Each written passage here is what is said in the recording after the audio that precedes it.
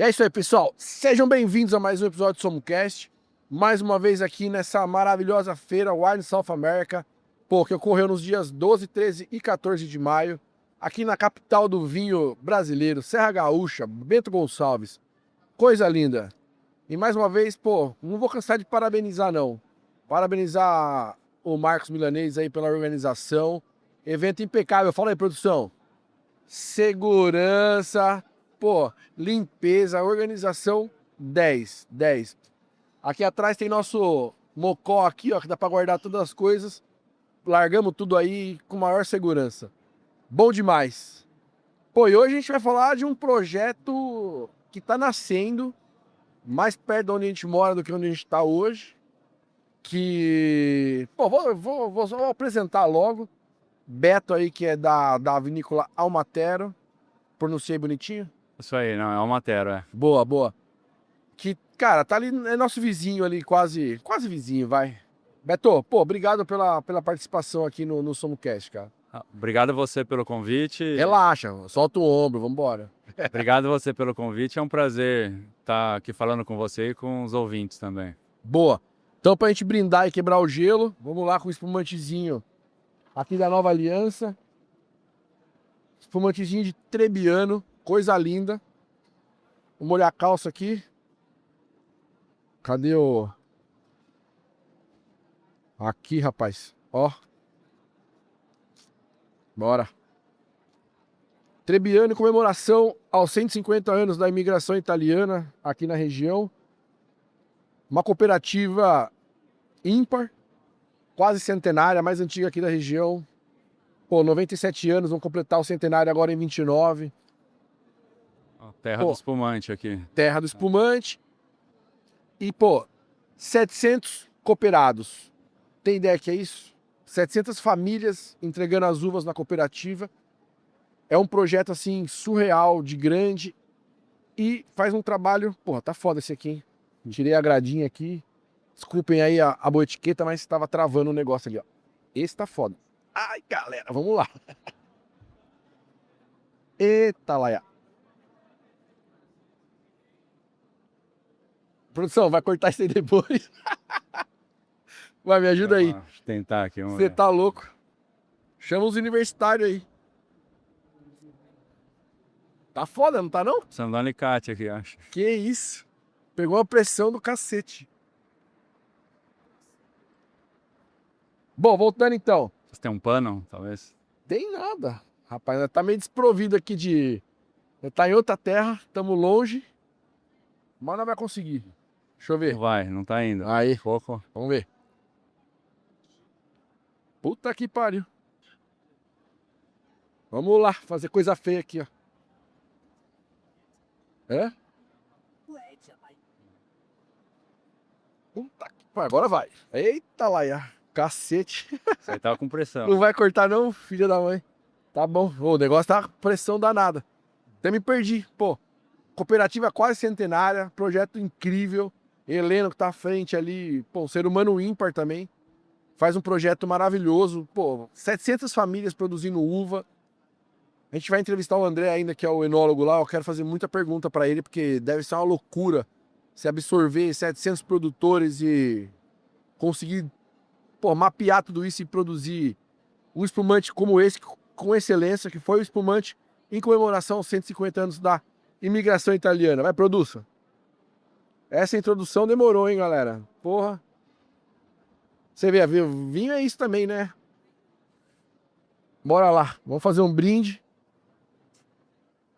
Aqui, ó.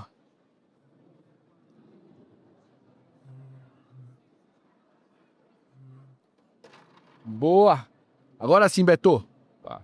Saúde. Saúde. Isso, que isso, rapaz, ó. Com a mão doendo aqui.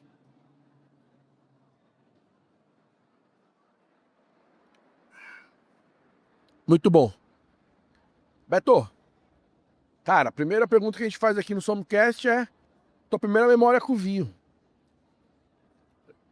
Eu não venho de uma família de produtores de vinho, nem de agronegócio, mas a gente tem origem italiana, então sempre teve vinho em casa, mas mais como consumidor, né?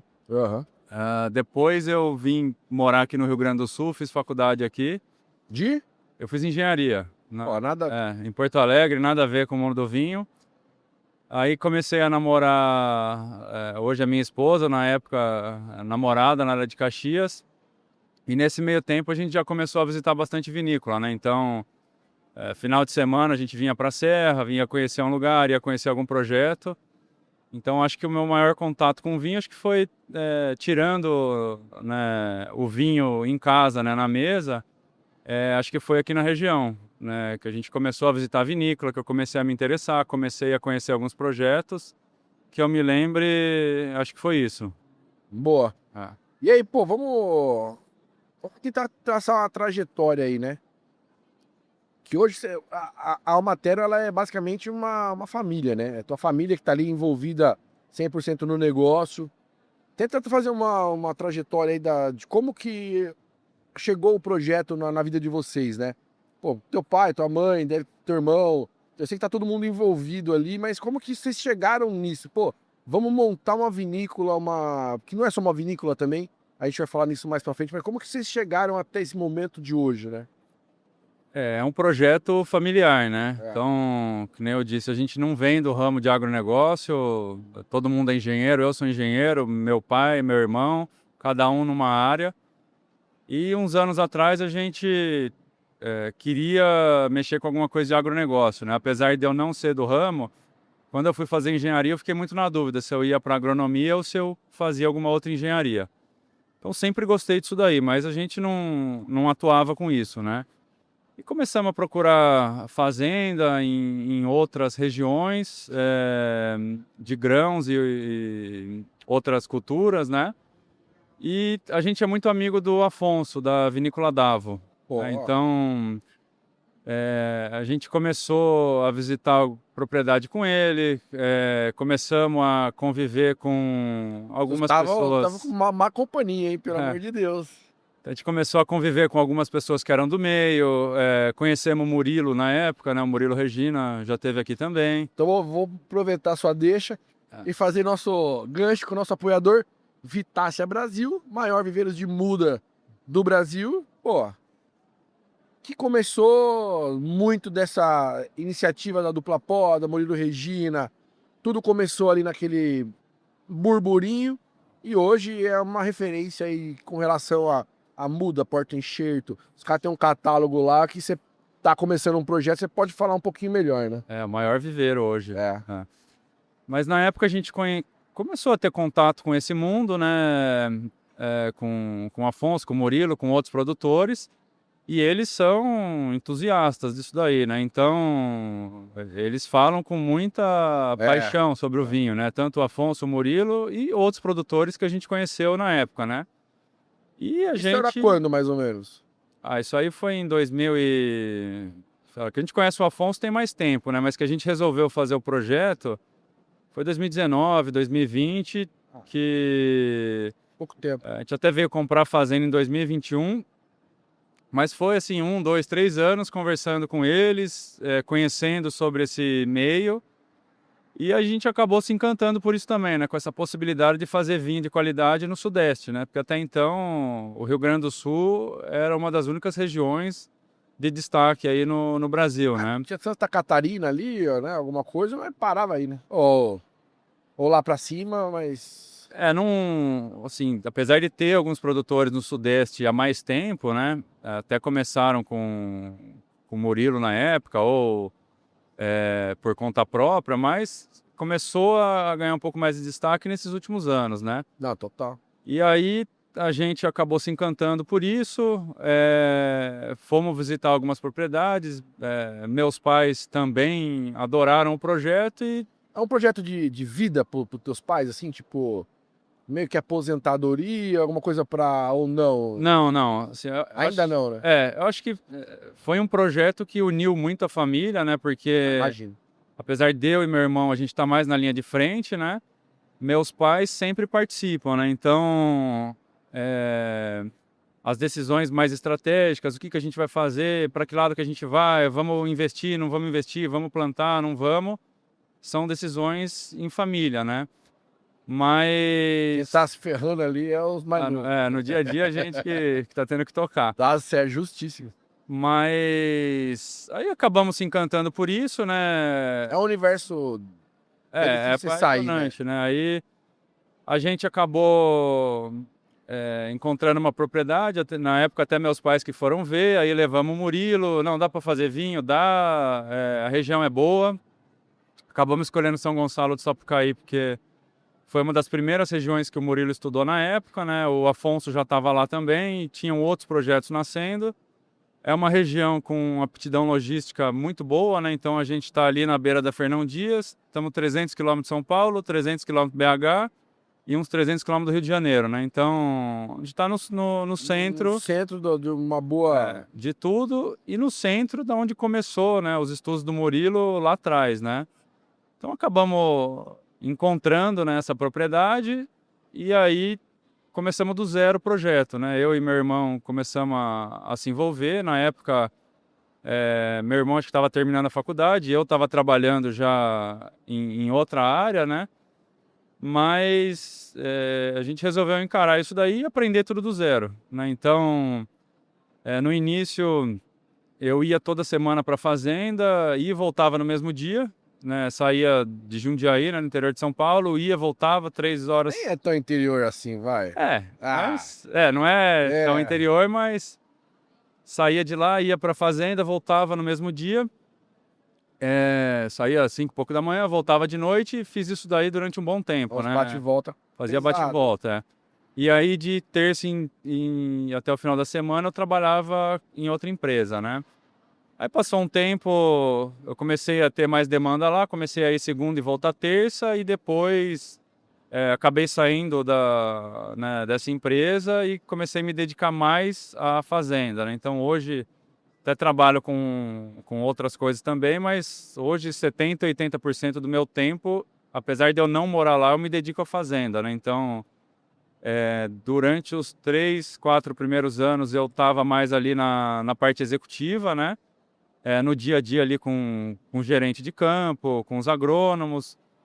E tem uns 3 meses aí eu comecei a tirar um pouco o pé dessa parte de execução e começar a focar um pouco mais na parte comercial, né? Então, não que eu tô saindo da parte de campo, mas eu comecei... Tá começando a desenvolver uma área que tá surgindo agora, né?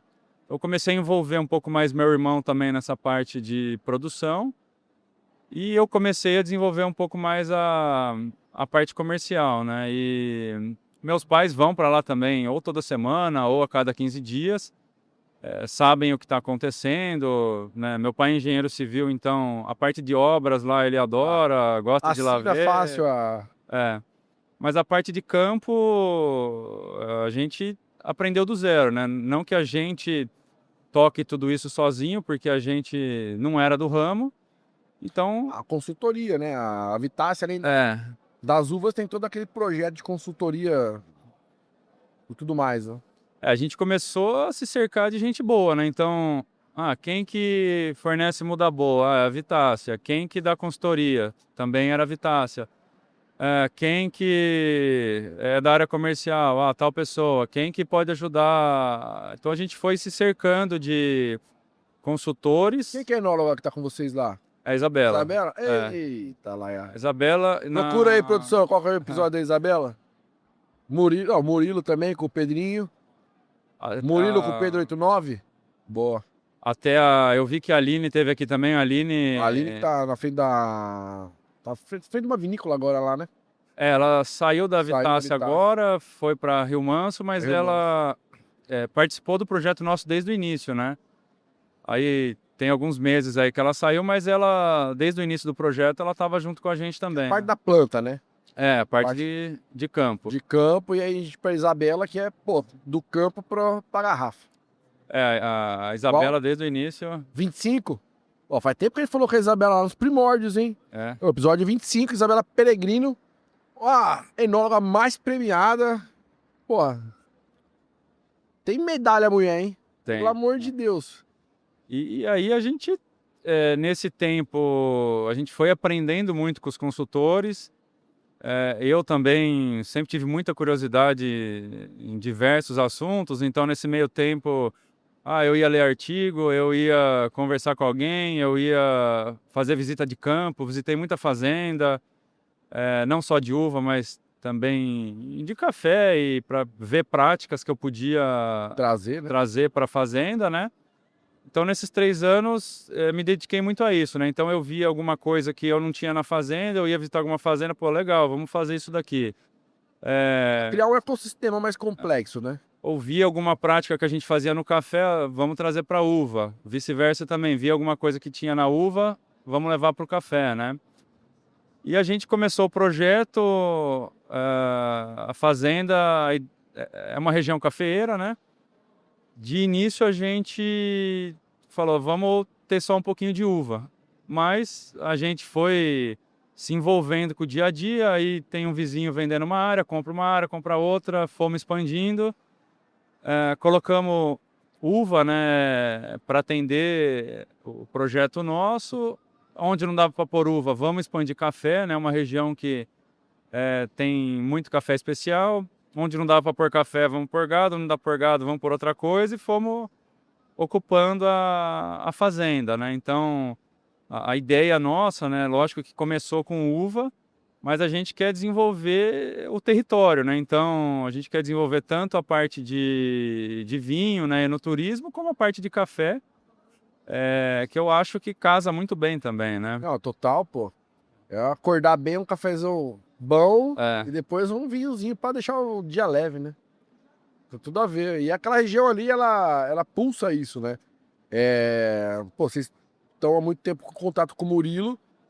Uma das visões que o Murilo teve lá atrás foi olhando como o café era, né, desenvolvia o ciclo do café.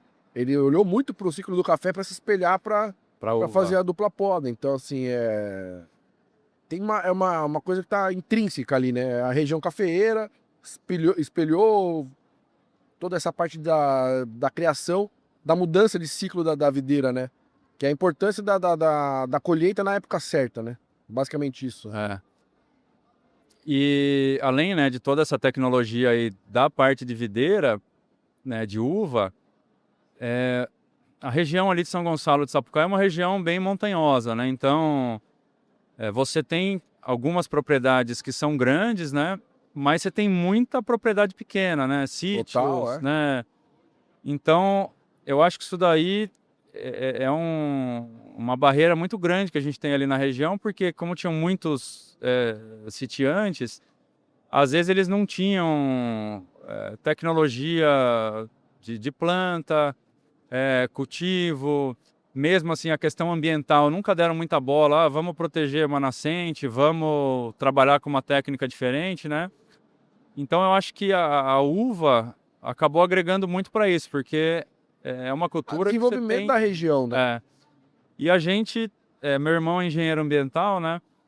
Eu sou engenheiro de Minas e ele é ambiental, né? Até o pessoal acha que, né, que a mineração não tem nada a ver com a parte ambiental, mas pelo contrário, né? A gente sempre procurou focar muito nessa parte ambiental. Então a gente comprou a fazenda, as nascentes estavam tudo com gado, tudo pisoteado, não tinha nada. Começamos a investir nisso, começamos a recuperar a nascente, começamos a definir, né, as áreas de plantio, começamos a ir atrás de certificações. Então hoje a gente tem certificação regenerativa, né, na fazenda inteira. A gente iniciou isso daí pelo café, né, com a certificação regenerativa e consequentemente acabamos certificando a uva. Então eu acho que essas certificações ajudam muito a gente a organizar a fazenda, né? Não só pela questão financeira, né? Porque tem muita gente que fala, a certificação não vai me agregar em nada financeiramente, né? Hoje o café já reconhece essas certificações, né? A uva fora do Brasil é forte, mas aqui ainda está iniciando, né? Mas só o fato de você organizar a fazenda e a quantidade de benefício que te traz isso daí já vale muito a pena, né? E começar direito, né? É. Começando direitinho, né?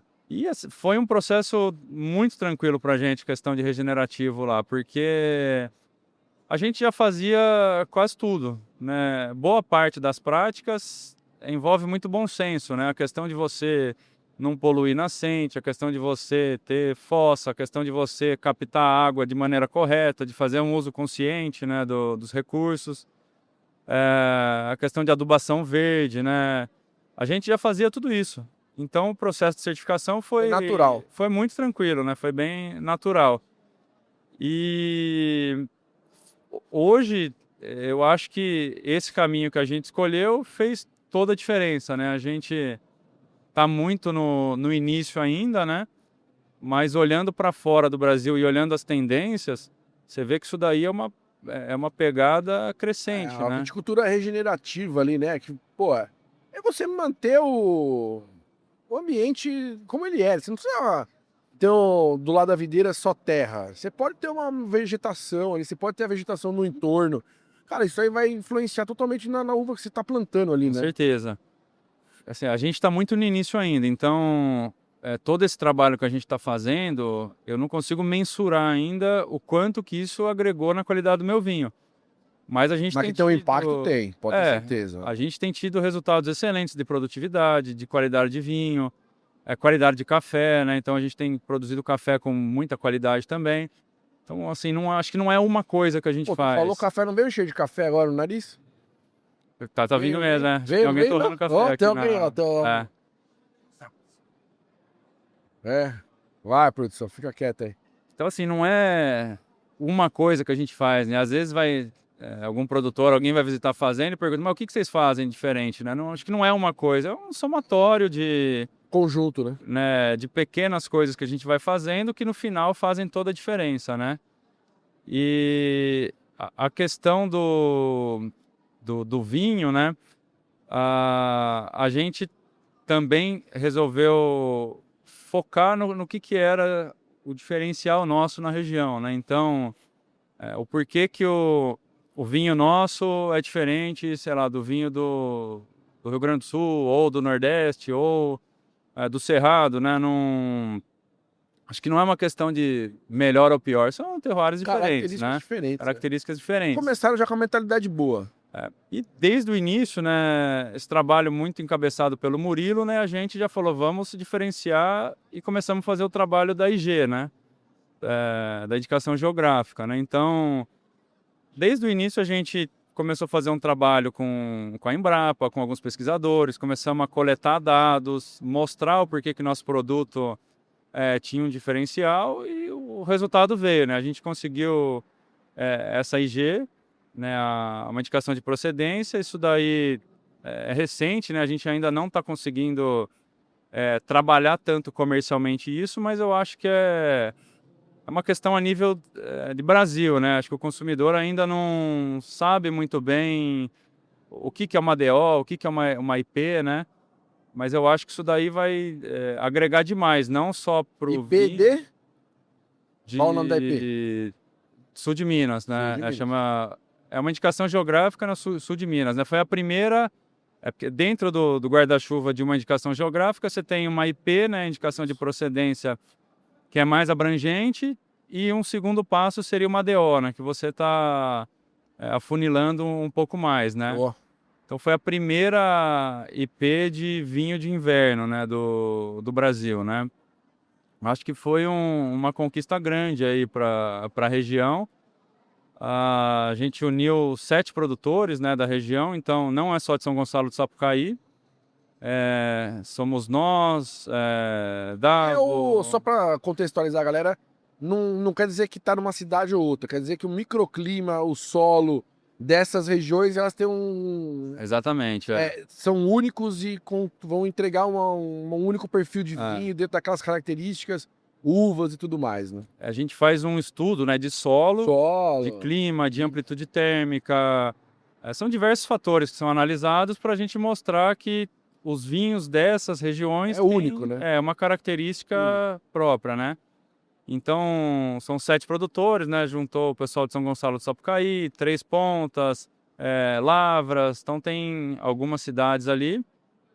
E E é recente, né? Foi ano passado. É bem recente, né? Ou retrasado no máximo, né? Acho que foi o ano, acho que foi ano passado, se não me engano. Passado, é. Foi bem recente. E aí, paralelo a isso, né, o trabalho que a gente tem feito lá especificamente na Almatero, né, eu falei, bom, já que vamos entrar nesse mundo do vinho e de café especial, vamos tentar fazer um produto com a máxima qualidade que a gente consegue, né? Então, o primeiro ponto, né, muita gente falava, por que você não faz orgânico? Lá na Europa é assim, por que você não faz isso? Mas o clima nosso é Permite. completamente diferente. Não adianta eu comparar com uma região, às vezes, na Europa que não chove nada o ano inteiro, que tem um clima seco, que às vezes não tem pressão de doença nenhuma, com um clima tropical que nem o Ou nosso. no Chile ali, né? Ou no Chile também. Tem barreira natural ali que trava tudo. Então, assim, a dupla poda já é uma tecnologia que permitiu a gente fazer isso, né? E a gente foi atrás de outras tecnologias que eu pudesse, de repente, diferenciar e entregar o melhor produto possível, né? Então, a gente está bem tecnificado hoje. Eu acho que tanto em fazendas de café da região como fazendas de vinho, vai muita gente lá para poder ver o que a gente está fazendo, tanto de manejo de solo, essa questão regenerativa, como de tecnologia de sensores, né? Então, hoje eu tenho sensor em vários talhões, eu acompanho... Olha os engenheiros aí. É. Pô, tem que trazer um pouco do... Trouxe esse lado da engenharia, Total, né? Total. Então, eu acompanho umidade de solo, temperatura, tensiômetro, extrator de solução, estação meteorológica. Então, assim, a gente vai coletando uma série de dados que, a princípio, a pessoa olha e acha que é besteira, Mas né? no futuro ali você vai saber como fazer o manejo correto, época certa de colher. Tu vai entender cada safra. Claro, você vai conseguir isso com o tempo. Mas você vai ter, dados e dados e dados e dados. Hoje, com uma IA, você vai conseguir traduzir isso de uma forma muito mais rápida. Não é nem no futuro, é algo que eu já aplico hoje. Hoje, Então, assim, a maioria das regiões, né, vamos falar de irrigação. O consultor fala, vamos irrigar 6, 7, 8 litros por planta por dia em determinada fase ali de floração, né? Como eu tenho tensiômetro e medidor de umidade, eu consigo ver exatamente o que a planta está precisando para aquele período, né? Então, o solo da fazenda não é homogêneo. Eu tenho diferentes tipos de solo. Com certeza não. Eu tenho áreas que são mais arenosas, áreas que são mais argilosas. A gente fez um estudo, né? Mapeou o solo da região. Então, eu tenho regiões que secam muito mais rápido que outras, né? Não adianta eu fazer o mesmo manejo em tudo. Para todo mundo, Então, muitas vezes, o consultor estava mandando irrigar e eu não irrigava, porque o tensiômetro está me mostrando que não precisa de água, né? E o contrário também, às vezes falava que não precisava irrigar e eu irrigava, né? Então, não, né, dei um exemplo dessa questão da irrigação, mas você tem inúmeros outros parâmetros. Tá acostumado não está acostumado com esse nível de tecnologia, né? Na média, né? Na média, o cara, vou seguir uma receita de bolo aqui e bora, né? A irrigação, assim, é uma tecnologia muito legal, mas realmente precisa ser bem manejada, porque a maioria dos lugares, o pessoal até fala que é molhamento, né? O pessoal só liga, mas não faz um acompanhamento de quanto que evapotranspirou, quanto que você de fato precisa repor. A questão da estação meteorológica também ajuda demais. A questão de doença, umidade do ar, vento, é momento de pulverizar, não é momento de pulverizar. Faz um investimento mas tu economiza lá na frente com tudo, né? Não, vale muito a pena. Que nem eu falei para você, isso daí é um negócio que a gente está investindo, não é em 1, 2 anos que eu vou ver a diferença, mas quem sabe daqui 5, 10 anos que eu vou ter um histórico de como que é a minha uva, de repente a gente vai conseguir identificar o porquê que essa uva está dando diferente daquela, o porquê que isso me agregou ou não. Tanto é que, assim, a ideia nossa não era nem engarrafar o vinho na primeira safra. Porque a gente sempre teve muita essa preocupação, não vou engarrafar enquanto eu não tiver uma marca, um produto de qualidade, né? Porque senão eu vou queimar minha marca. Bom, vamos lá, tu comprou a fazenda em 21, em 21, começou a plantar em 22. Mas foi muito humilde ali o plantio, né? A gente plantou 10 hectares de cara. Pô, não foi nada humilde, não. Aí, na época, né, a gente conversava com o Murilo e com os É um investimento do consultores. caralho, né, velho? Investimento alto, Tu que planta café e planta uva, 5, 6 vezes mais só de implantação. E a manutenção também é bem mais cara. galera, um hectarezinho de café, tu tá na média ali, vamos colocar 50 pau. Vai colocar o de uva é 350 mil, né? Você vai pelo menos uns 250 mil, Depende da mais. região. Depende da região, depende da tecnologia que você vai pôr. Vai que vai. Mas a gente plantou em 22. A primeira colheita nossa foi em 24. 24. Né? Então, a primeira ano a gente plantou esses 10 hectares. No início, o pessoal falava, não, planta que é tranquilo, né? E como a gente não era do ramo, a gente acreditou, né? E aí depois... Vai que é tranquilo. Vai que é tranquilo. Aí, depois que passou esse primeiro ano, o pessoal falava, vocês são loucos, né, de plantar. Lógico que 10 hectares para uma empresa grande que já está acostumada, às vezes não é nada, mas para nós que não era do ramo... Tá começando ali, né? Foi bastante coisa, né? E a gente plantou um pouco das variedades que já eram tradicionais ali na região, né? Então a Syrah estava indo muito bem. Sauvignon Blanc. A primeiro ano a gente só plantou tinta. Primeiro ano a gente plantou Syrah, Cabernet Franc, Cabernet Sauvignon e Marcelin. Bom. Aí no segundo ano a gente plantou 4 variedades, né? A gente plantou Sauvignon Blanc e a gente ia plantar Tempranilho. Só que a gente não conseguiu plantar a área inteira de Tempranilho, né? Então a gente plantou metade de Tempranilho e metade de Alvarinho, né? Pô, então hoje a gente tem 7 variedades, né? Sendo 5 tintas e 2 brancas, né? E eu até não tô querendo aumentar a área hoje, porque já tem uma quantidade boa para a gente trabalhar. Dá para testar bastante ainda, começar a fazer muita coisa, né? Mas essa questão de aumentar a área é uma visão que eu tenho hoje, né? Até 2 anos atrás a gente já tinha até preparado a área para aumentar mais 8 hectares, já tinha irrigação comprada, já tinha tudo. Aí deu uma segurada. A empresa de irrigação deu um pouco de trabalho, não conseguiu na época fornecer, a gente acabou adiando. E no fim, hoje a gente resolveu pôr um pouco de café nessa área e adiar um pouco o plantio da uva. Não que a gente não vá plantar uva um dia, mas a gente deu uma adiada porque já tem muita uva para a gente trabalhar, né? Então, até esse ano eu estou querendo reenxertar 1 hectare de Chenin Blanc, né, na Syrah, porque a gente só tem variedades brancas e tintas que permitem eu fazer vinho tranquilo, né? Eu não tenho nenhuma variedade para espumante, né? Por mais que eu consiga fazer espumante com Syrah, com Sauvignon Blanc, né, com outras coisas, mas não são tão tradicionais, né? E a Chardonnay na região ainda está em teste na dupla poda, né? Aquilo, né? Altitude, insolação, amplitude térmica, tudo tem uma pancada de variável, solo, que é isso. A dupla poda é uma maravilha do mundo moderno, né? É o que possibilitou a gente ter viticultura aí no Brasil inteiro, basicamente. Não só aqui onde a gente está hoje, no sul, ou Santa Catarina, algumas regiões aqui do paralelo. E, cara, é isso, é muito teste ainda, é muito entender o porta-enxerto, é entender se aquela variedade vai vingar ou não. É muito teste ainda, né, cara? Tá muito no embrionário ainda, né? Trazendo um pouco para a questão do Murilo, né, que vocês conhecem ele.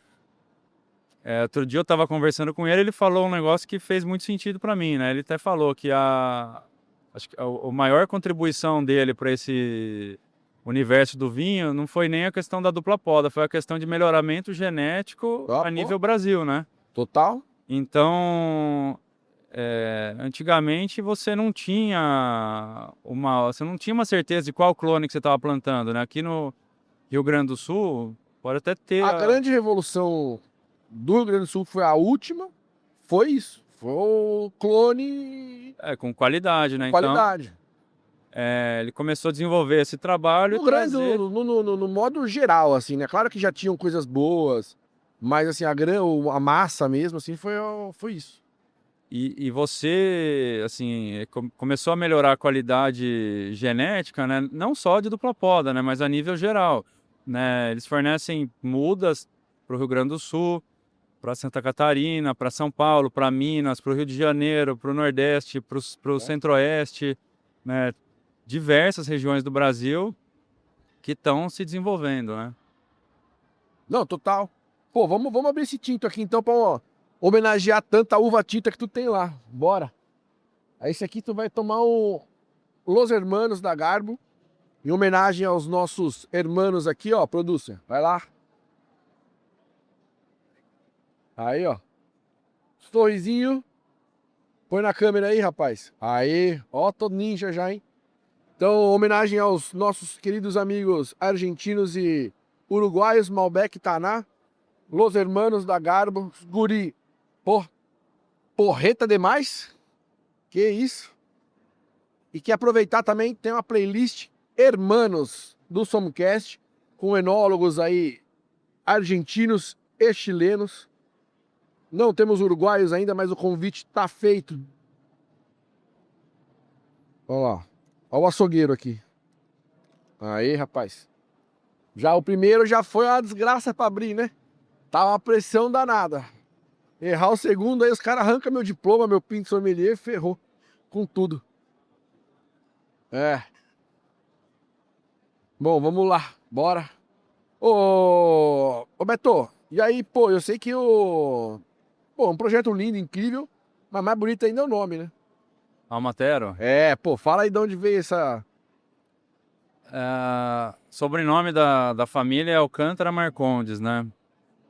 E faz tempo que a gente falava de ter algum negócio com as iniciais, né? Então, o Alma veio de Alcântara Marcondes. Colocou água aqui, né? Coloquei, Tchau, pode ir. água. E aí começamos a dar uma procurada na palavra alma, só que você tem, acho que umas 50 vinícolas com o nome Alma, Pô, né? tem. Tem um monte de Alma, alguma coisa no Aqui do Brasil, sul né? tem uma porrada. Tem várias, né? Alma única, dá uma porrada. É. E aí a gente ficou um tempão quebrando a cabeça, que nome que vamos colocar, vamos a Alma, não vamos. E a gente começou a fazer um trabalho... Saúde, mais um tintim. Saúde. Boa. Aos guris da Garba aí, ó. Gente boa demais. Os caras fazem uns vinhos irado. A gente começou a fazer um trabalho na parte de marketing já, né? Para tentar escolher um nome, né? Então, começamos a conversar, tudo que a gente imaginava, o que a gente queria representar na nossa marca, contamos a história. E aí uma pessoa que estava orientando a gente na parte de marketing, né? Ele propôs esse nome, né? Almatero, né? Então, ele uniu, né, a alma, e tero significa terra em Esperanto, né? Que é uma língua que não é nem usada mais, né? Então é como se fosse alma da terra, né? E aí a gente juntou, criou uma palavra, né? Então virou almatero, uma palavra só inventada, mas tem esse significado, né? Como se fosse alma da terra e ao mesmo tempo traz aí nessa alusão às iniciais do sobrenome da família, né? Boa, porra.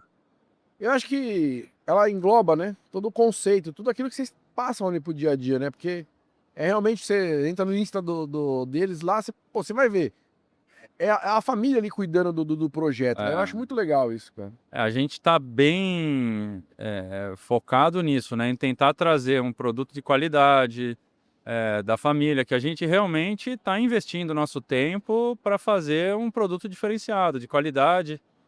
Que nem eu falei, não só o vinho, né? Mas o café também e outras coisas que a gente tem na fazenda. Eu acredito muito nessa questão da gente desenvolver o território, não só um produto em específico, né? Tanto é que a gente, no início, ia fazer duas marcas separadas, né? A gente ia fazer uma marca de vinho, uma marca de café, pensamos em ter oliveira, né, para produzir azeite.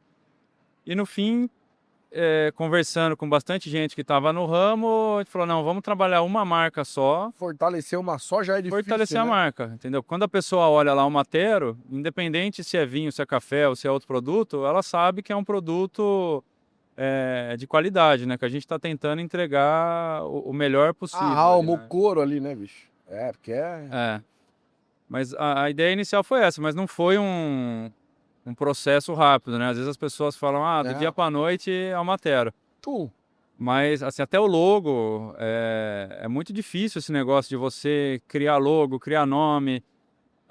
No início a gente olha e fala, nossa, não ficou legal, não gostei. Aí você deixa ali, né, ir decantando ali aquela ideia. Depois de 15 dias você olha de novo, não, eu comecei a me acostumar. Aí você conversa com os amigos, vai formando opinião. O logo mesmo, a gente acho que fez umas 4, 5 mudanças, né? Começou de um jeito. tá bom, pô. Eu sou É, da área de design, 4 ou 5 é luxo. e aí, não, não é isso que a gente quer. Aí mudava. Aí, não, vamos agora fazer outro trabalho. Aí mudava de novo. Aí a gente chegou num logo que ficou muito legal para café, mas para vinho ele Não ornava, não né? ornava tanto. Porque, querendo ou não, o mundo do vinho tem um pouco mais esse glamour, né? Da taça para frente, né? Não É, da taça para total. trás, né? Então, aí a gente modificou de novo, chegou num logo que a gente gostou e hoje em dia tá super acostumado, né? Muita gente vem e fala, não, é um nome forte, né? É, de presença. É, e até o logo tem a história do logo também, né? Se você olhar, ele tem um A, tem um T, a pessoa na época fez, né, como se fosse um brasão, né? Então, tem vários elementos ali que vão remetendo a alguma coisa da fazenda, né? Tinham Meio familiar, né? as ruas que representavam. É lógico que tem muito essa parte subjetiva ali, né? Mas tem áreas ali que representam as ruas do café, as ruas do vinhedo, né? Mas surgiu desse jeito o nome e o logo nosso, né? E no começo a gente não começou trabalhando marca, nome, Instagram, nada, né? O projeto surgiu antes de ter tudo isso, né? Até se fosse hoje, eu já começaria desde o início, Total, total. Porque o negócio dá um trabalho danado. trabalhando isso, porque hoje eu vejo o quão importante é a gente fortalecer uma marca. É. Isso aí não é do dia para noite, Pelo contrário, né? é demorado, Do dia pra noite você destrói uma marca, mas não constrói. demora, né? Aham. Então, até foi um dos motivos, né, da gente dar uma segurada momentaneamente, né, na expansão dos vinhedos, né? Se Deus quiser, a marca vai crescer, mas quando a gente está analisando, né, diferente de uma família que às vezes já veio do ramo de viticultura, que já trabalha com isso e aquele lá é o sustento da pessoa, né? No nosso caso, não era o ramo principal. Então, você começa a avaliar, né? Lógico que além da paixão que a gente tem pelo negócio, é um negócio também. Então, senão vira hobby, né? Não, total. É, Tem que ser. em- Sempre tem que ser. Tem que ser sempre um negócio. Se não, bicho. Tem que se sustentar, pelo menos, né? Total. Tu vai ter um planejamento. É médio, a longo prazo, mas tu tem um horizonte ali, né? Tu tem as métricas que você vai acompanhando pra validar aquilo, né? Senão não dá, cara. E no início, né, a gente olhava, conversava com produtores e, quantos quilos produz por hectare? Tanto. Quanto custa? Quanto que isso? Como que... legal, em 2 anos eu vou pagar o investimento, né? Rapaz, que isso, hein? Só que, assim, de fato, se você vender tudo que você produzia ali na primeira, segunda safra, você, dependendo do preço que você conseguir vender, você até paga o investimento. Só que a pessoa não leva em conta essa construção de marca, né? É. Eu não vou vender todo o meu vinho no primeiro ano, nem no segundo, né? Então, é lógico que algumas marcas às vezes escalam mais rápido, né?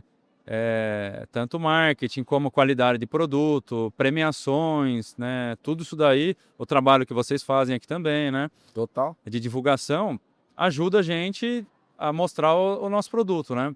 Mas isso aí demora, né? Um tempo É um até processo. você construir e estabilizar a marca, né? Não, total. E, pô, aí vou fazer um parênteses com um dos apoiadores que a gente tem aqui, que é o Wine Locals, que é Pô, faz um trabalho incrível, pô, focado no enoturismo mesmo, em experiências dentro desse universo. Ah, como que você vê a parte do enoturismo lá na região que vocês estão? Aí já puxando um gancho para as próximas etapas que vocês têm no planejamento aí da vinícola. Hoje, assim, eu acho que o maior foco nosso é esse, né? Até eu acho que quem está trabalhando com vinho em geral no Brasil, principalmente com vinho de dupla poda, que você tem um valor um pouco mais alto, Agregado ali, né? às vezes a gente fica até em dúvida se é um negócio de vinho ou se é um negócio de turismo. Porque eu acho que os dois têm que andar lado a lado, né? Tem que andar junto. Tem uma margem um pouco mais É. interessante ali, tu precisa, né?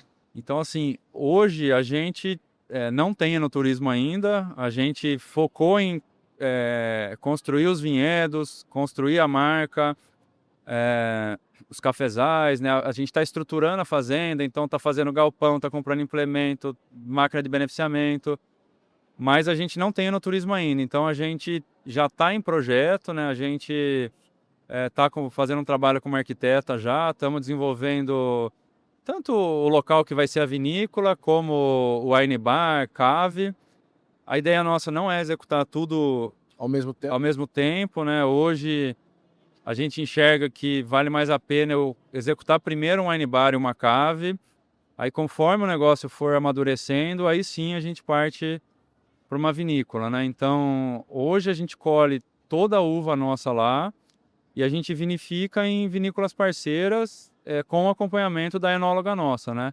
Então não é que cada ano é um enólogo que faz, né? Então a Não, gente total. tem essa continuidade do trabalho nosso e eu acredito que para o ano que vem a gente já deva ter algum receptivo tanto de uva como de café, né? Até a minha ideia é integrar tudo isso daí, né? Eu fazer um lugar para a pessoa degustar café, conhecer os processos, a uva, a mesma coisa, né? A fazenda lá é muito bonita, a região. A gente está num lugar bem alto, então dentro da fazenda a gente tem cachoeira, a gente tem vários lugares com vista que permitem eu fazer um deck, me permite fazer um piquenique.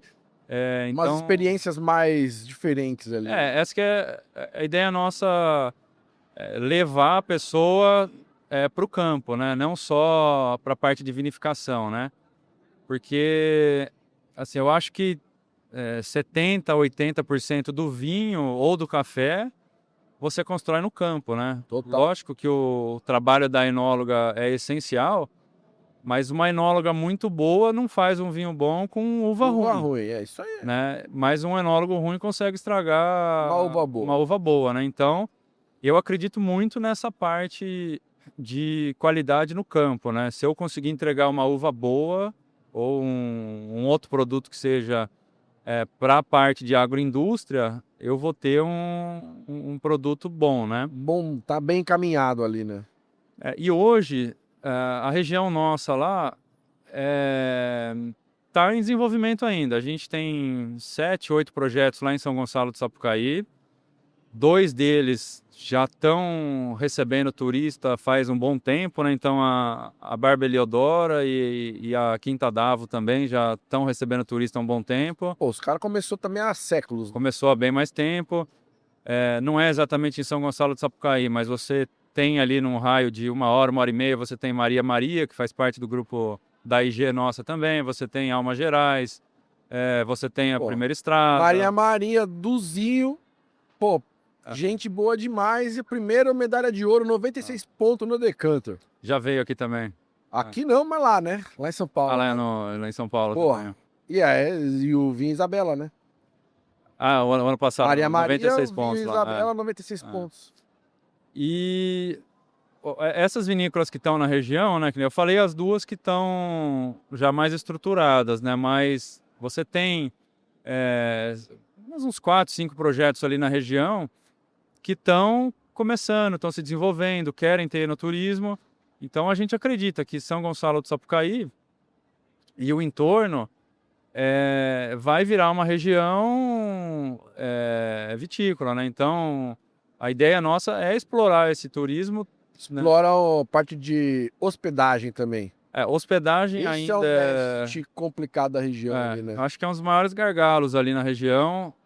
Conversando com essas vinícolas que já estão recebendo turista, como a gente está a 300 quilômetros de BH e 300 quilômetros de São Paulo, bem no meio ali, vem muita gente passar o dia, acaba dormindo em campanha, que já tem alguma hotelaria também, está no início. São Gonçalo do Sapucaí tem hotel, mas ainda é precário, né? Está se desenvolvendo. Falta o miolo ali. Tem umas coisas muito top e tem umas coisas lá pra baixo. O meio ali tá complicado.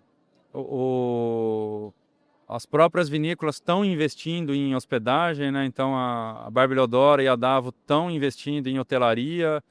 Já tem alguma coisa pronta, mas acho que para... São poucos leitos ainda, né? Ainda está no início, mas eu acho aí é uma grande oportunidade de negócio, né, cara? Pra aquela região. Quem quer investir uma grana e vai ter retorno fácil é isso. Vai. Mas tem muita procura, porque a gente conversa com as vinícolas que já estão mais estruturadas e eles falam, quando que vocês vão abrir? Porque vem muita gente visitar e não tem onde ir depois, né? E esse universo do vinho, eu acho muito legal porque eu não enxergo as vinícolas como concorrentes, né? Total. Assim, o fato de eu abrir um enoturismo não quer dizer que eu estou concorrendo com eles, né? Ninguém vai para uma região visitar a vinícola, vai numa vinícola, compra uma caixa e vai embora. Não, total. Você vai numa vinícola, você toma um vinho, você compra 2, 3 garrafas, você vai na do vizinho, mais 2, 3, você vai na do no restaurante da cidade e tal. Então é só o início, né? A gente acha que daqui a alguns anos outros empresários vão acabar se motivando. Começou a balada aqui na feira, hein, galera? A IA vai tirar, mas começou. E Minas, não é só a questão do vinho, né? Minas, a gente tem queijos excelentes, charcutaria excelente. As broas de milho, tá louco. Café, vinho. Então, assim, Minas tem... a cozinha. Cada região do Brasil tem muito a agregar, né? Você vai para Espírito Santo do Pinhal, tem para agregar. Aqui no Rio Grande do Sul tem muita coisa também. O Centro-Oeste também, Nordeste, todo lugar tem. É um país dentro de um país, né? Mas Minas, a gente acredita que vai crescer muito. Não só por essa possibilidade de turismo, né, e produtos de qualidade, mas por ter uma logística muito boa também, né? A gente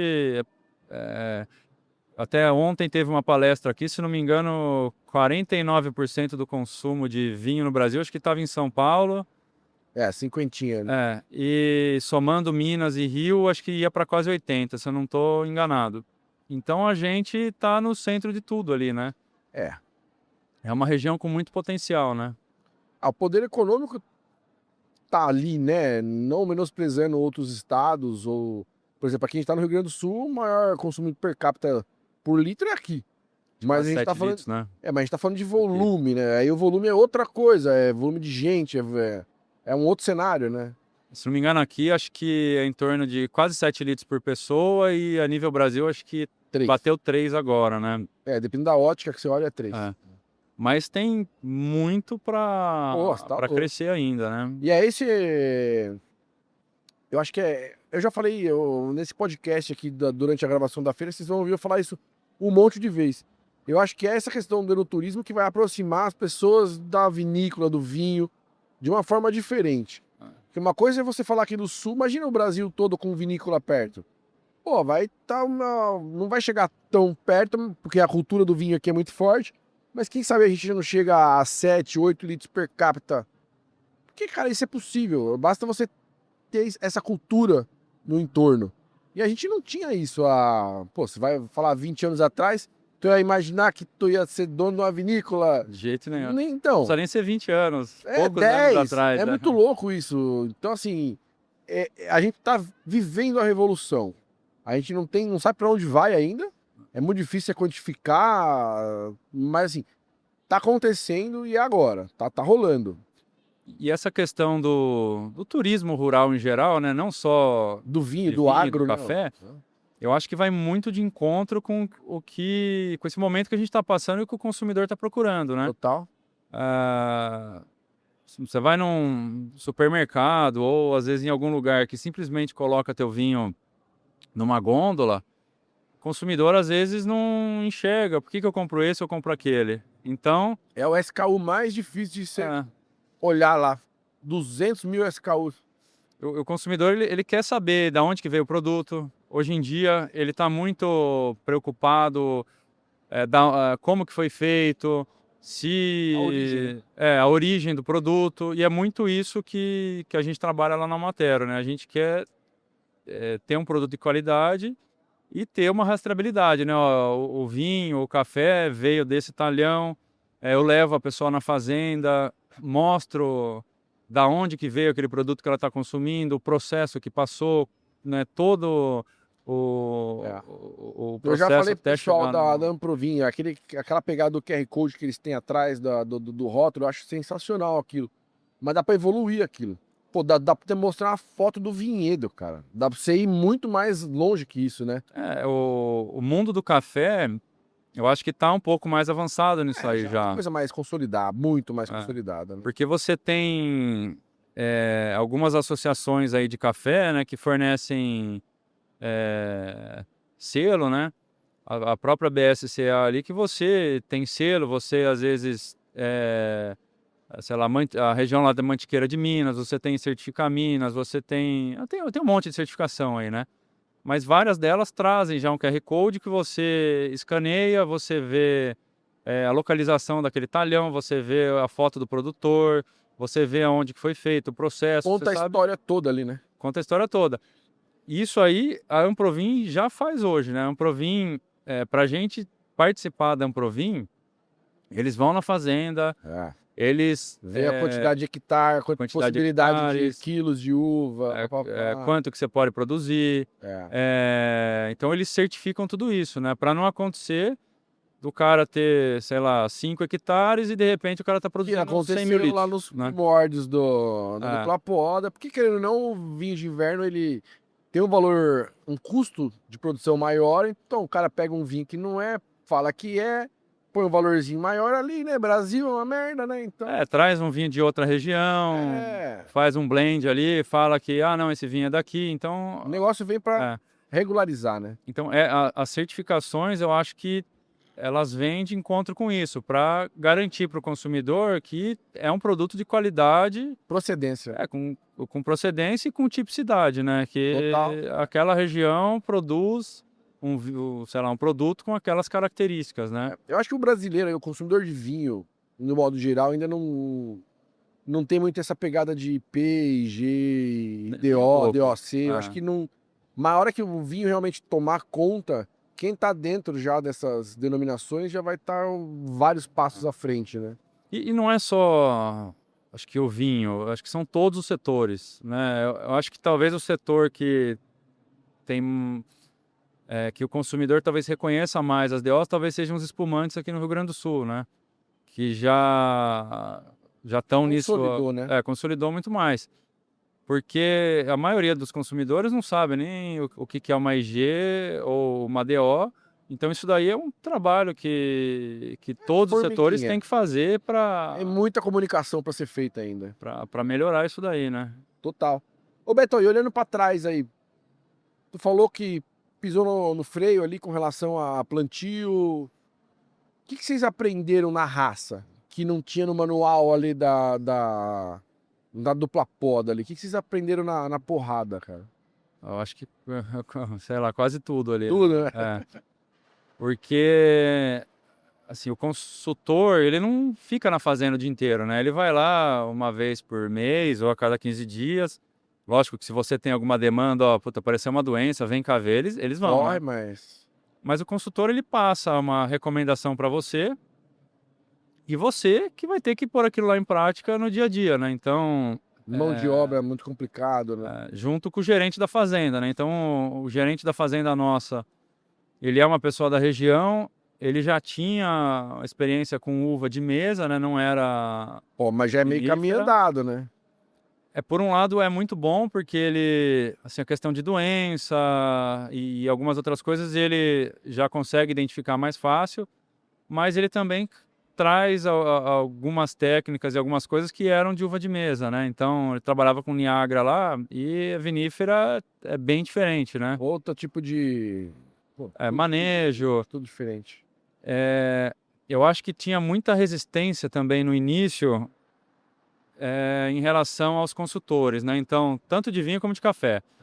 Então, assim, a gente chegava lá, ó, vai plantar a cada, sei lá, meio metro café, tanto de espaçamento, tal variedade. A uva, a gente vai usar um porta-enxerto tal, não sei o que, não sei o que lá. E aí eles, não, isso aí não dá certo, isso aí não existe, isso daí... Porque tá acostumado com a realidade da região, né? O que dava dando certo lá, segue, né? Então, acho que a gente bateu muito a cabeça com isso, né? Primeiro, essa ponte que o produtor faz, né? Então, de um lado eu tenho o consultor recomendando, de outro lado eu tenho o pessoal da A execução. vida real, né? Então, como que eu vou explicar, né, e conscientizar, né, mostrar o porquê que ele tem que fazer aquilo daquele jeito, né? Então, acho que isso daí foi um dos grandes aprendizados, assim. Além de toda a parte de tecnologia, né? Então, eu vou ter que usar uma grade aqui por tal motivo, um subsolador ali, ou sei lá, um pulverizador de tal jeito. Então, acho que foi um aprendizado grande nessa parte de implementos mesmo, que talvez, se é uma pessoa que já vem do ramo do agronegócio, já está habituada, mas como a gente não era desse ramo, foi tudo novo, né? E outro desafio na região, né? Eu tento mecanizar o máximo possível, né, para ter um padrão melhor, né? Mas a uva é uma atividade que depende ainda muito Dá a mão, de... ser humano, né? Assim, se eu tivesse uma fazenda enorme, talvez justificasse eu mecanizar algumas coisas, mas como não é o caso, Para uma região mais acidentada também, né? é muito manual. O café também, a nossa colheita é toda manual. Por um lado, Tu eleva muito padrão, eu tenho, por mas exemplo, também eleva ó, custo lá para cima. que nem a uva, o fato de eu colher com a mão, né, do colaborador Mas eu acho que pegar. dupla poda é impossível colher com máquina. Porque assim, você precisa entregar um negócio de alta qualidade para compensar o Porque querendo ou não, investimento, né? você vai colher com máquina, lógico que existem diversas tecnologias de manejo, né? Total. Mas muita máquina vai danificar aquela uva na hora da colheita e já vai começar a oxidar, né? Fermentar na Fermentar. hora. Então, o fato de você colher com a mão e ter esse cuidado, né, tanto nosso como dos colaboradores ali, você já tem um produto de qualidade maior. E é muito isso que justifica também o custo mais alto da dupla poda, né? Então, além da gente ter 2 ciclos, né? Então a gente tem o Dois ciclo manejos, de cuidado. formação, ciclo de produção. A gente está numa região que naturalmente não tinha uva, então você tem irrigação, você tem todo um manejo diferenciado de adubo, de desfolha, de raleio, né? Então, dependendo do manejo, sei lá, num sistema tradicional, a pessoa consegue produzir ali 10, 12, até 20 toneladas por hectare, né? Se vai plantar latado, né? No caso nosso, a gente trabalha com 5, 6 toneladas por hectare, então o custo nosso é muito alto. Sobe. Assim, eu tenho um produto muito mais concentrado, né? Então, assim, o fato de eu ter, sei lá, 1 quilo de uva, 1,5 quilo de uva por planta, ou eu ter 3, 4 quilos, a uva vai ficar mais diluída ou mais concentrada. Assim, não estou dizendo que é ruim ou que é bom, depende do produto que você vai fazer, do estilo que você quer, né? Categoria e papapá. E hoje, eu acho... No começo a gente achava caro, né? Nossa, mas a dupla poda é muito caro. Ou, às vezes, algum determinado vinho é caro. Hoje que eu sei o trabalho que dá para fazer aquilo lá, eu acho barato. Eu acho que aí que também é uma questão de desmistificar um pouco o processo, né? Acho que no turismo ele vai trazer isso também, tá no cotidiano, no dia a dia das pessoas, vai mostrar, cara, é foda para fazer um vinho, não é fácil. É um trabalho, se pega aqui, ó, do agro, da planta, processo industrial, pô, colheita manual, várias intervenções ao longo da vida, pô, colhe. Aí você tem todo um processo para fabricação, tem muitos fatores que pode dar certo, dar errado, pô, engarrafou. Pô, tem mais processo de descanso de garrafa, às vezes barrica, às vezes não. Pô, comercializar. Pô, muito louco, né, muita cara? variável. É muito, Né? é Então, muito. Clima, isso sem falar de clima, de tudo mais, né? dentro da própria fazenda nossa, eu tenho sensores de temperatura em algumas regiões ali, né? Para medir o microclima, né? Às vezes eu tenho distância de 200 metros, eu tenho diferença de 3, 4 graus de temperatura entre Pô. de dia e de noite. Então, assim, a pessoa acha... Altitude, né? Você fala o quê? Muda a altitude num Não, curto espaço de... é tudo. Então, assim, em altitude está uns 30 metros de diferença. Ah, nem é tanto. Mas você tem, por exemplo, alinhamento de plantio. Uma região bate mais vento, a outra não bate. Tá. Eu tô plantado num lugar norte e sul, então o sol vai bater de um lado da planta de manhã, de tarde de outro. No outro lugar eu tô plantado leste-oeste, porque às vezes a topografia não permite. Então o sol bate direto no chão. Tu vai ver que daqui uns 15 Tudo anos muda. vai estar tudo muito diferente do que vocês têm hoje. Então Você vai replantar, você vai refazer o enxerto, você vai mudar muito com esse monte de dados que você tem hoje. Tu tá criando uma mina de ouro pra você fazer a perfeição daqui uns anos, cara. Assim, dentro da fazenda, a gente vai começar a entender o nosso terroir com... Microterroir. Com o tempo. Que assim, hoje eu tenho 4 hectares de Syrah. Você vai, por exemplo, para a França, você fala em 4 hectares, lá eles dividem num monte de micro lotes, né? E eu percebo isso lá. Assim, eu tenho a parte mais alta da Syrah, eu tenho um pouco mais de cascalho e bate mais sol. Já me dá um vinho muito mais encorpado, às vezes com brix mais alto antes, a quantidade de açúcar, né? Do que um lado um pouquinho menos ensolarado. E isso aí se multiplica para todas as outras vinícolas. Lógico que os vinhos de determinada região, eles vão ter um grupo de aromas e de características. Uma base ali, né? Mas você vai ter essa... Você tem diferença, né? Você pega um vinho meu, já às vezes tem uma característica diferente. Por mais que seja a mesma enóloga de algumas vinícolas da região, só de ter um terroir diferente, muda completamente. Só do perfil da marca, o que a marca quer, já muda. Qual que é o perfil da tua marca? Tu tá pegando no máximo de qualidade possível. Tu tá pegando todos os KPIs possíveis, tá medindo tudo. Tu já tem um padrão diferente. Teu vizinho já vai ter uma outra pegada. Já muda aí. Eu falo, por mais que uma empresa venda o mesmo produto ou esteja na mesma categoria, cara, uma empresa é diferente da outra. Às vezes tu tem um foco de canal diferente de vendas, tem um outro foco de canal. Já muda completamente o perfil de produto. É impossível ser a mesma coisa, cara. É impossível.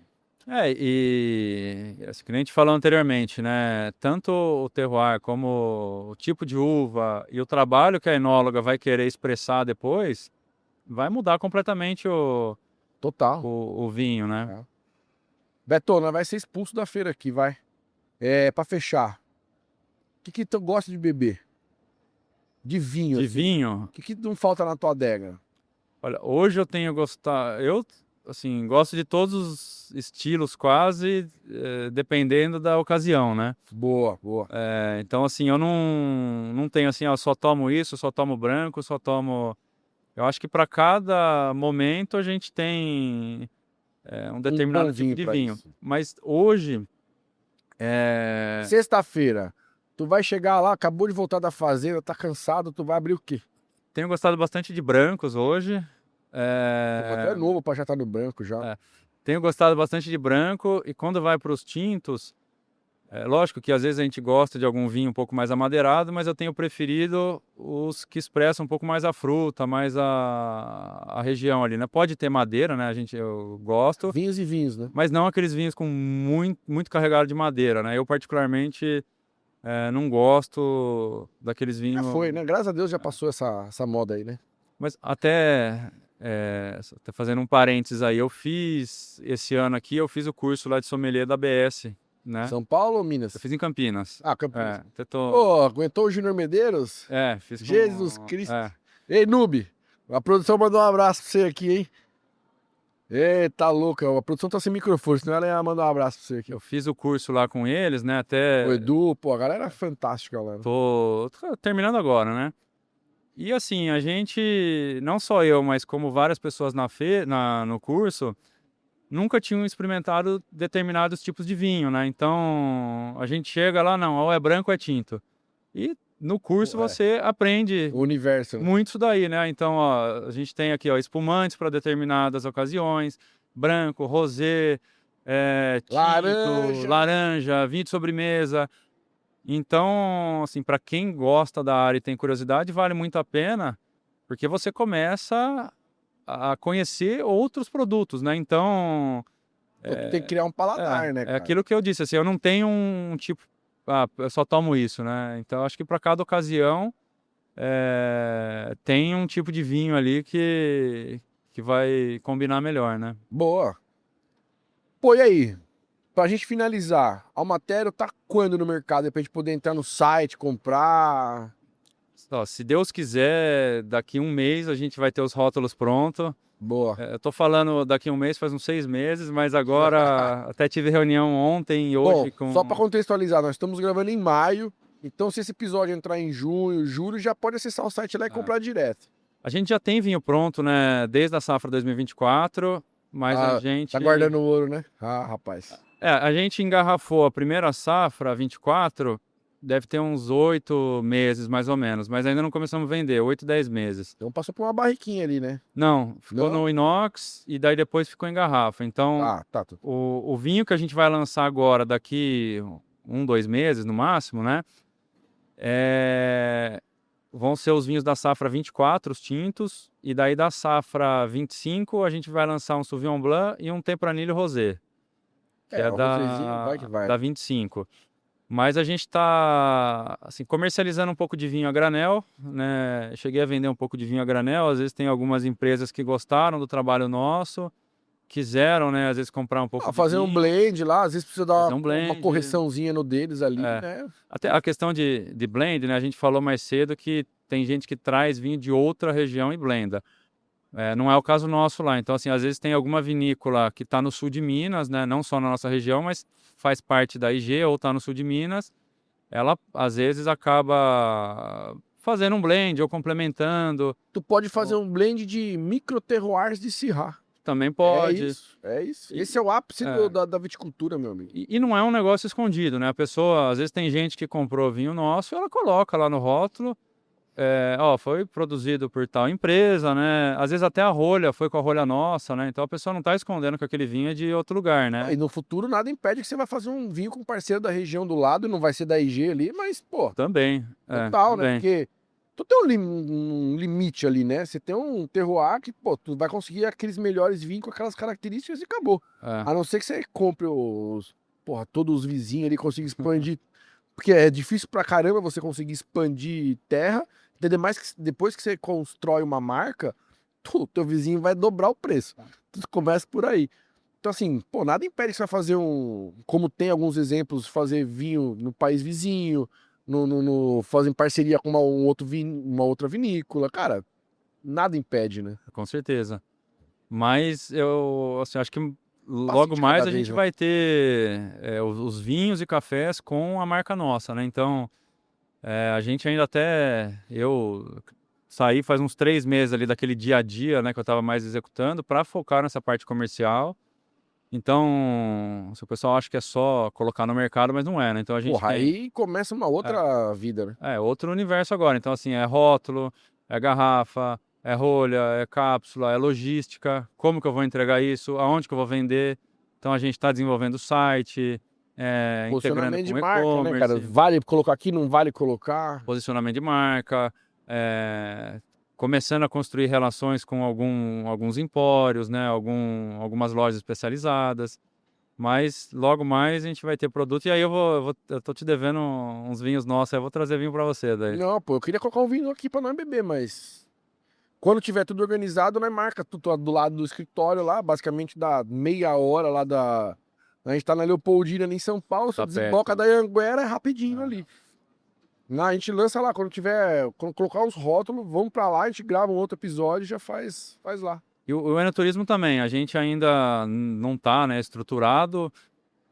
Assim, muita gente me liga, porque às vezes é amigo de alguém ou conhecido. Eu posso ir lá? Eu abro, vou lá, mostro. Já recebi muito grupo também. Eu vi no Instagram, Grupo mostra. de produtor, sei lá, de vinho de não sei da onde. Grupo de produtor de café de, sei lá, da Chapada de Minas, do Cerrado. Eu direto recebo o pessoal lá, mas assim, É mais uma troca, né? é, Coisa diferente a ali, né? gente ainda não está estruturado O público para final ali, né? o público final, mas Se Deus quiser, logo mais a gente começa a divulgar também e receber o pessoal na fazenda. Boa, aí quando tiver, nós vamos fazer o na estrada lá. Fechou? Com certeza. Pô, saúde, viva o vinho brasileiro Isso aí. por... Pô, nem começou, né? Então mais uns milhares de anos pra Almatério aí, cara. Tá Sucesso. só começando. Obrigado. Mais um brinde. Boa. Tá. Saúde. Saúde.